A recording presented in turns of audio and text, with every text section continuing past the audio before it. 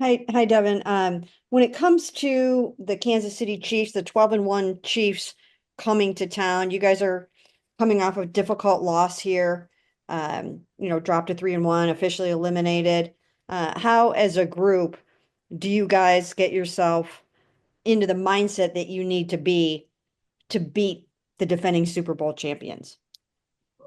Starts off with a week of practice, preparation, just like any other week, and we go out there and we compete. There's nothing more to it. Thank you. Next question go to Scott.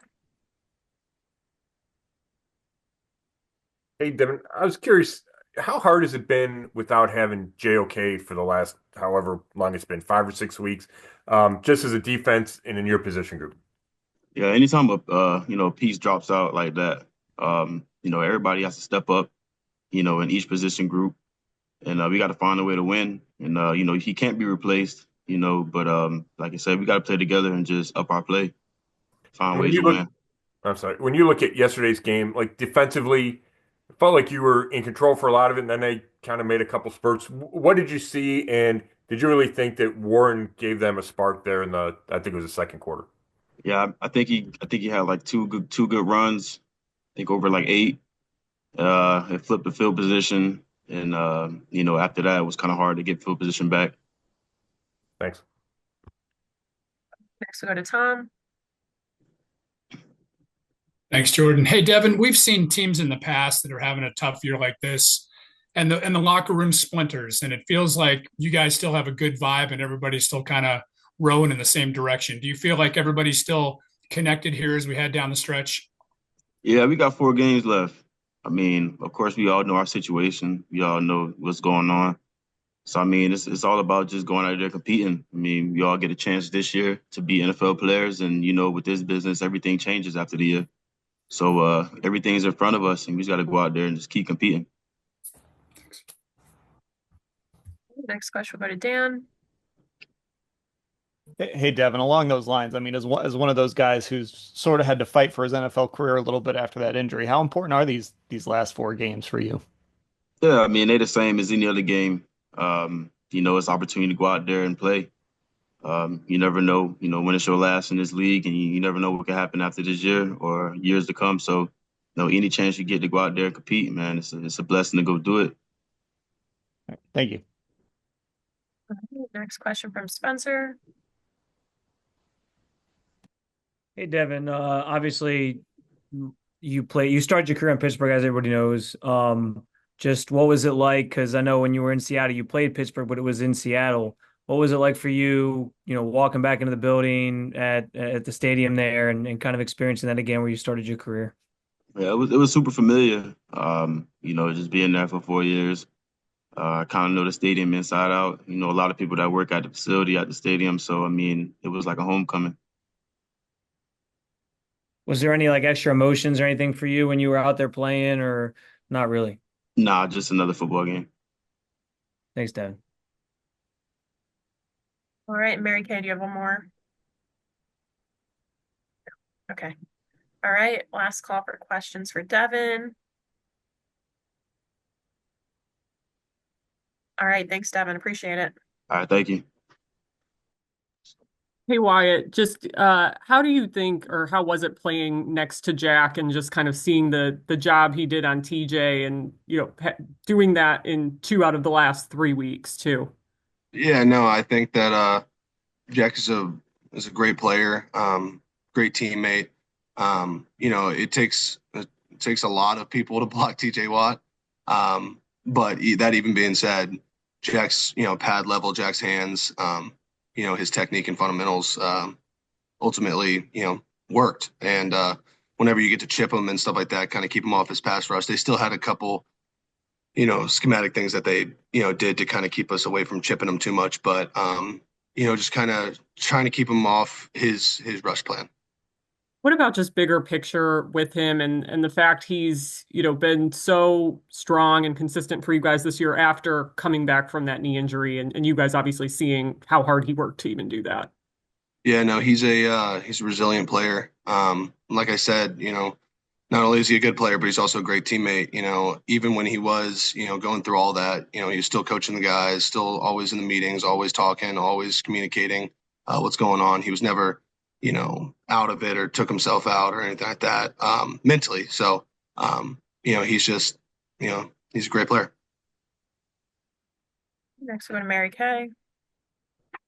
Hi, Wyatt. How do you guys, now that you are officially eliminated, gear up for the defending Super Bowl champion Chiefs coming to town? Obviously, they have a great defense, and this is going to be a really, really tough game. So, how do you guys kind of get yourself fired up for this? Yeah, no, every game's a part of your resume. It doesn't matter if you're in the playoffs or not, or in playoff contention. Every single play you're out there, you have to put good film out because that's, hopefully you're working for the next contract. I'm working for an extension so I can stay here in Cleveland until, for the next 50 years. So you're always fighting for something. You're always working for something. You also have, a family and a brotherhood within the team that you're not going to let down.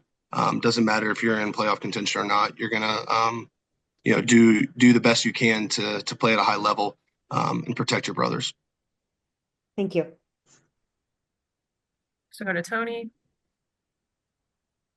Hey, Wyatt, this is the first time you're in this kind of season with the Browns in your career, 3-10. I wanted to ask you, how would the team react, the locker room, if the powers that be just decided to use the last 4 games to look to 2025? I mean, putting in younger players at various spots. How does a locker room react to that? Yeah, I mean, I feel like we all have to add plays to our resume. So, that'd be, upsetting just from a player mindset if you're sitting players that have been starters all year and, for the hope of next year, because you still have games. If they're keeping score, we're trying to win. I just, I don't want to speculate on anything. That's coaches' decisions and everything like that. Like you said, the powers that be. But, I'm gonna play as hard as I can. I'm gonna practice as hard as I can, and make sure that everybody else is, bringing the same, effort. I'm still gonna show up, same time I've showed up all year. I'm still gonna study the same way I study, and take care of my job the same way I've taken care of my job all year. To follow up, do you think there's a risk in losing a locker room if they would do that? And by the way, there's no indication they will. Yeah. But is that something they should consider? No, the brothers that I have in that locker room, we're tight. There can be someone who's upset, whatever, but that's what good leaders do. They take the guys who are the outliers and they bring them together and they say, hey, listen, no matter what the situation is, we're together and we're doing this all together. And if it's whatever organization wants to do this, the organization wants to do that, it doesn't matter. Our job is to do what they ask. Thank you. So go to Scott. Hey, Wyatt, after the game, Joe was talking about the run game all season and how if you're throwing it 70% of the time, then you're going to get better in the pass game, but it's harder to get better in the run game if you're not doing it as often. Do you feel that's been an issue why you haven't been just as good as in the run game as you have historically in the last 4 or 5 years? Yeah, no, I think that, dropping it back that much, it doesn't matter. I'm going to do whatever the coach calls. But other than a couple games, the opportunities we've had, I thought, obviously, in the wins and losses and everything like that, we've had a couple efficient runs. I mean, last night, I think, what was it, 4.2 yards a carry. Now, I will say there were times in 2020, 2021 where we were getting like 5.6, 6.5. That's unheard of, like that's why it was so special. But, I feel like we're running efficiently. We just got to stay after it. And yeah, like Joel said, it's, the more times you get to practice that backside reach or, front side, single or whatever you guys are working, the better you're going to, each time you're going to be like, all right, he's playing it like this, because the back's back here, he's going to pad into the center. How can I get under the pads? Because they're taught to do that, especially two gappers or penetrators, whatever. There's a way to block it up, and the more attempts you get at it, the better you're going to be. there was, I think, for example, last night we were running these big schemes where, we have an RPO, run pass option, and, with the backside, whatever routes. And, first time straight down the line, number 95, straight down the line, and it was tough to block him. And all of a sudden, as it went out through the game, now he's looking back, and you get a chance to, get a drive block and a better run. So it all works together, but whenever you only get 30% chance to run, it's difficult to have those big runs. Teams that are consistent in the run are the teams that hit big runs. Thanks. All right, and last one from Mary Kay. Yeah, Wyatt, we talked to Kevin Stefanski today, and he told us that he's sticking with Jameis Winston. And of course, the reason why maybe you wouldn't do that is because just to see what Dorian can do for, for the future, whatever. But he's focused on winning, sticking with Jameis. And my question to you is, why, if you think that's a good idea, why is that a good idea for that to happen? Why is Jameis the right man to move forward? I don't even know how to answer that. If the coaches, whoever the coaches want to put behind the offensive line, I'm going to block my ass off and make sure that I do my job day in and day out. It doesn't matter if they, bring Dan Marino back and, try to put him back there, and it doesn't matter. I'm going to do my job. But yeah, no, I love Jameis. Jameis is a brother in Christ. It's a different relationship. I want the best for him. I want the best for Dorian. I want the best for, Bailey. I want the best for all of our guys. So I don't know if it has much to do with whoever's back there, but it's, I love the guys, and I love my job, and I just want to do that the best. What about the morale and the energy and the life that he has kind of brought to you guys? Do you think in this 3-10 season that kind of energy is good for you guys going forward? Yeah. I mean, it's tough. I mean, it sucks. And having someone who still finds joy, happiness is, I got a present, but joy is, even in the bad trials, even in the storms, even in the worst of it, there's still joy. There's still something to be said. I mean, I'm 30 years old and I'm playing, obviously I know football wasn't a kid sport at first, but it's, a kid sport. Most people who play football are kids. So I'm extremely blessed, and, I couldn't imagine anybody in this, locker room or anybody in this organization that doesn't think the same. Okay, thank you. All right, actual last one from Tom. Thanks. Hey, Wyatt, hope you can hear me. My Wi-Fi is a little funky here.